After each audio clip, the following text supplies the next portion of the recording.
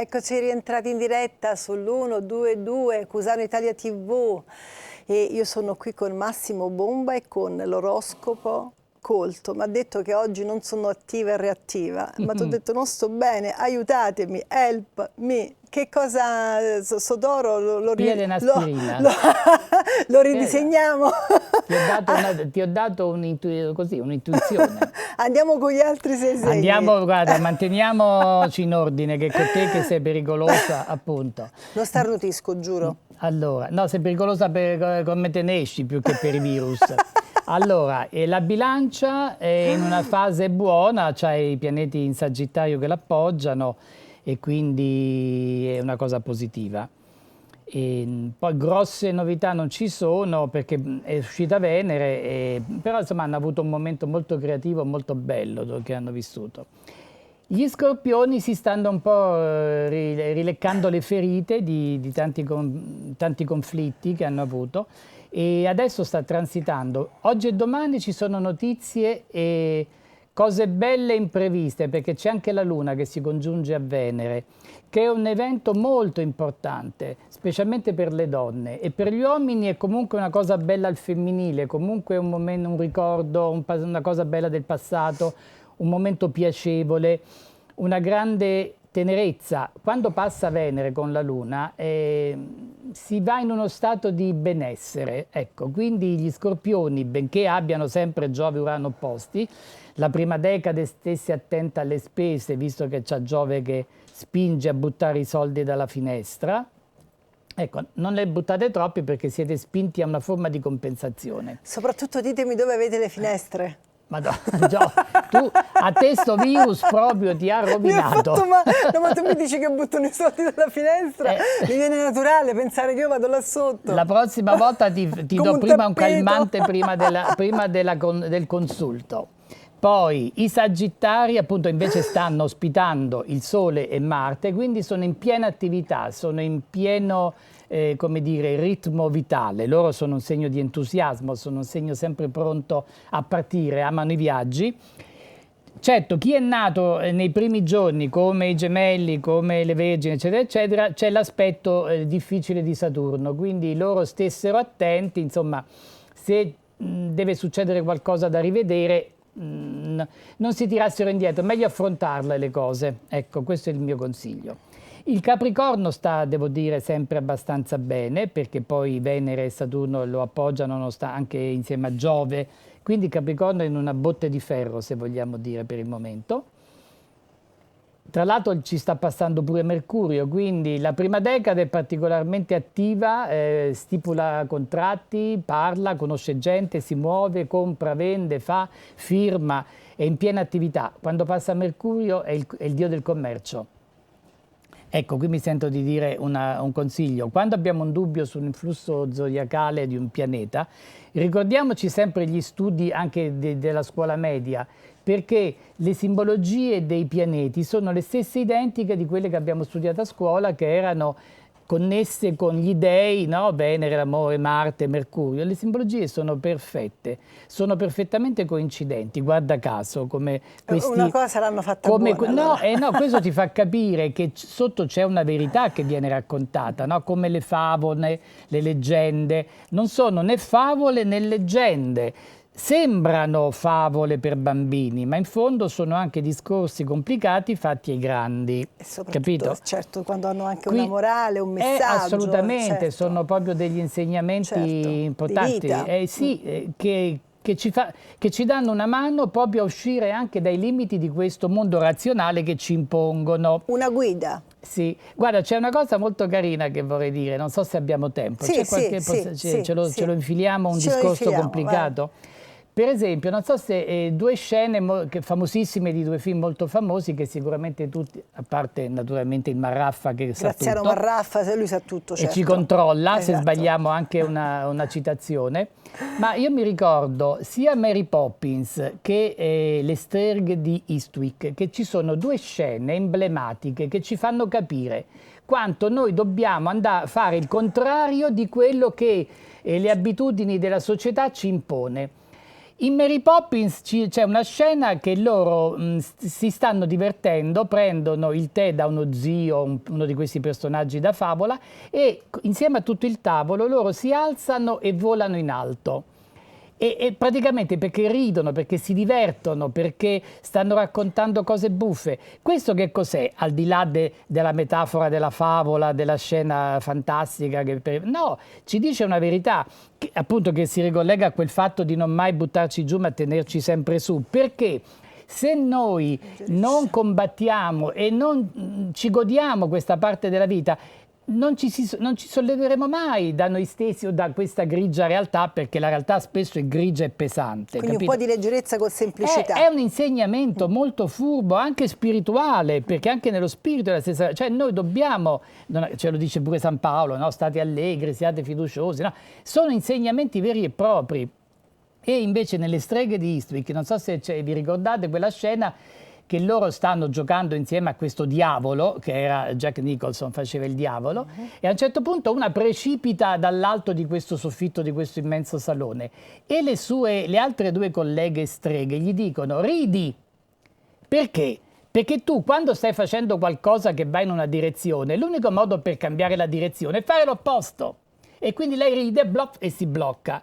Naturalmente casca, cioè lei si blocca nel film perché è una metafora. Casca, no? Con classe. Ecco, no, però c'è il vero insegnamento, cioè noi se non andiamo contro la consuetudine, e quando la cambi una cosa nella tua vita? Mai, Capito? certo. È un bellissimo insegnamento, le famose streghe, appunto, che se vediamo anche l'etimologia della parola, strega vuol dire diversa. Pensa un po'. Quindi erano donne che evidentemente si curavano con le erbe, si curavano tra di loro, perché facevano nascere i bambini. Cioè le cose, se le andiamo ad analizzare, analizzare, viene fuori tutto un mondo che ci dà una mano in certi momenti, capito? Ecco. Dove siamo arrivati? Siamo arrivati all'Acquario, che sta benino, sta un po' migliorando. Certo, per l'Acquario è bene che aspetti che Giove entri nei Gemelli tra qualche mese. Però comunque, insomma, i pianeti in Sagittario lo appoggiano, anche se invece Giove e Venere nello Scorpione, insomma, anche loro devono così prendersi in considerazione fino a un certo punto. Lo stato d'animo va controllato. I pesci sicuramente stanno chiudendo delle storie, ma ne stanno contemporaneamente aprendo delle altre, perché Venere e la Luna sono fortemente positive insieme a Giove. Saturno li sta facendo un po' maturare, stanno mettendo qualche capello bianco, stanno avendo qualche problema ai denti, perché stanno avendo qualche problema alle ossa, perché Saturno ti fa un po' invecchiare. Però ci sono ottime influenze da altre parti, quindi gli si stanno sicuramente chiudendo delle cose ma aprendo delle altre. Grazie Massimo, grazie, sei sempre fantastico. Trovi? Molto, molto. Nonostante il tuo raffreddore. Nonostante il mio raffreddore ho la capacità di capire questo, pensa. E adesso passiamo all'altra rubrica a cura di Mauro Russo, Pittori a confronto.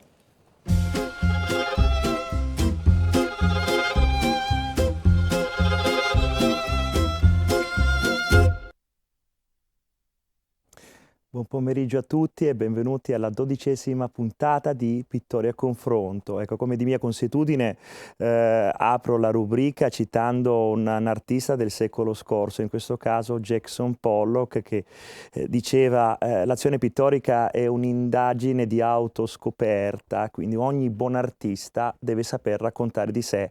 Ecco, su questa falsariga ho il piacere di presentare Stefano Trappolini, pittore, che ringrazio. Grazie Stefano di aver accettato il mio invito, e avrai tanto da raccontare perché Pollock non è a caso, ecco, forse abbraccia un po' il tuo modo di sentire, ma non solo, perché tu parti dalla figurazione per dire certe cose che possono riguardare artisti del secolo scorso e della contemporaneità.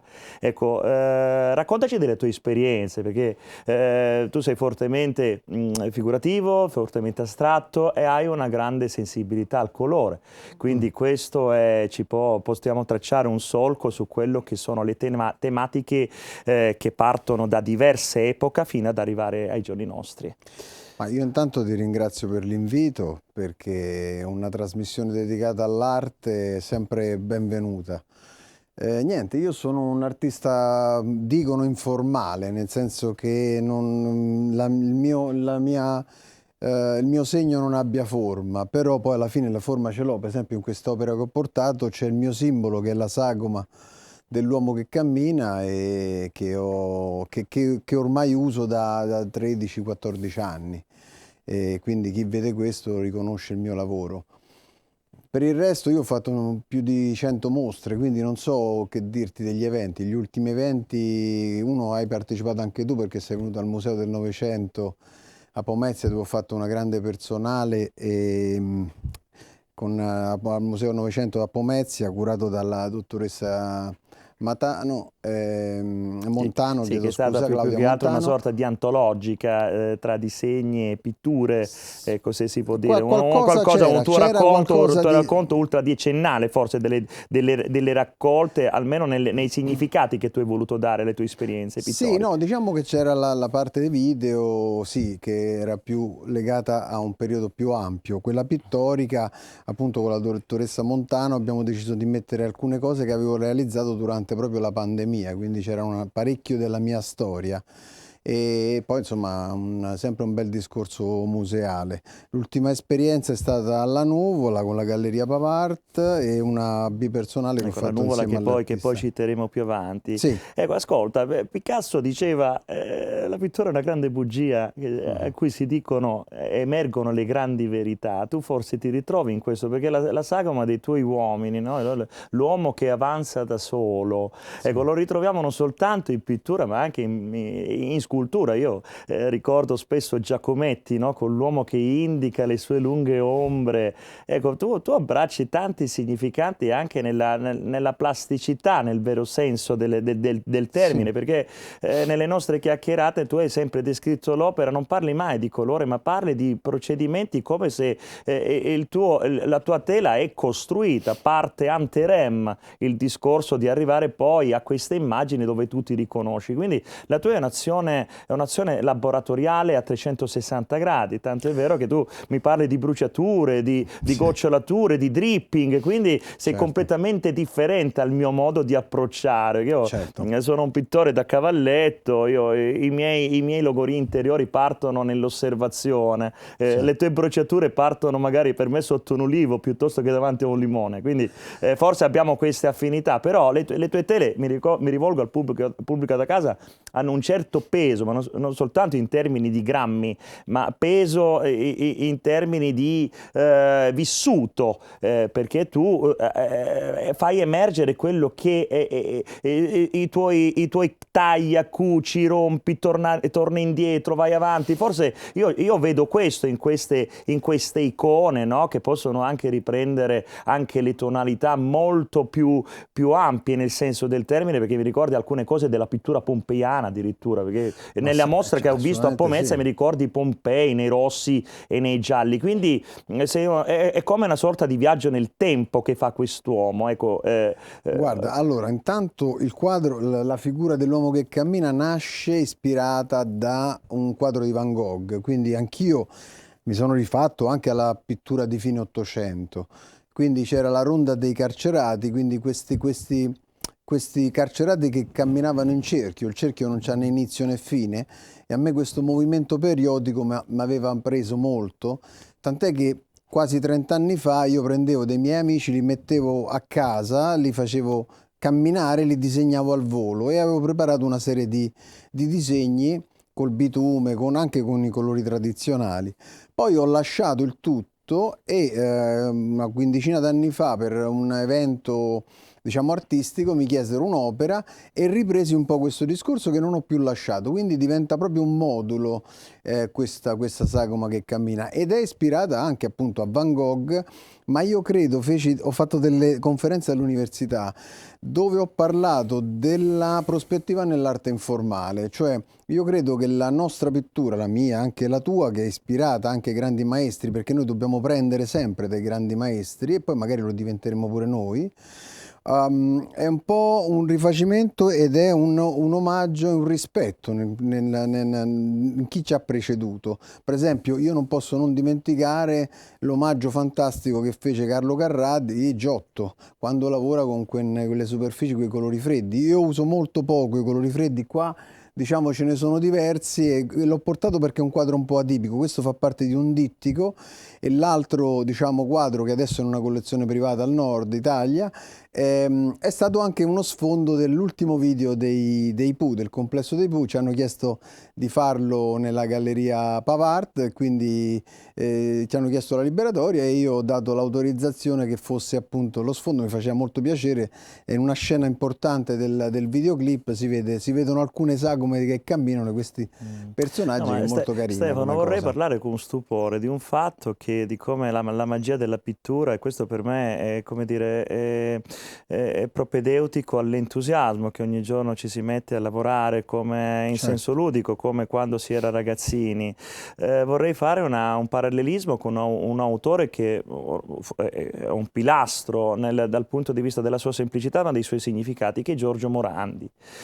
Lui ha sempre dipinto per una vita quelle eterne forme, quelle eterne bottiglie, però le medesime del 37 le dipinge nel 44 e nel 56, però lì in quelle 4 bottiglie ci vedi come una sorta di scontrino fiscale i suoi stati d'animo. Ecco, i tuoi personaggi un po' possono essere affidi a questa ricerca, perché il tuo personaggio in questa superficie, rispetto alle altre che ho visto, queste mi rappresentano una calma attesa, che è una sorta di se vogliamo di titolo quasi che avrebbe messo più che Morandi Lucio Fontana, attese o nei suoi tagli. Quindi come esistono dei parallelismi tra pittori spazialisti, figurativi e astrattisti, come dire, in un unico intento, come dire, calma piatta, movimento, sono sempre io, con nella stessa cosa, nelle stesse situazioni. Quindi entriamo in questa... Allora, per me intanto l'arte è un gioco molto serio, quindi un po' come dice Picasso, no? Un divertimento serio, no? E però onesto, devi sempre lavorare con grande onestà, soprattutto nei tuoi confronti. Quindi questo per me è fondamentale. E poi io non dimenticare che insegno comunque fotografia, cinematografia e disegno animato, quindi oltre alla pittura faccio anche videoarte.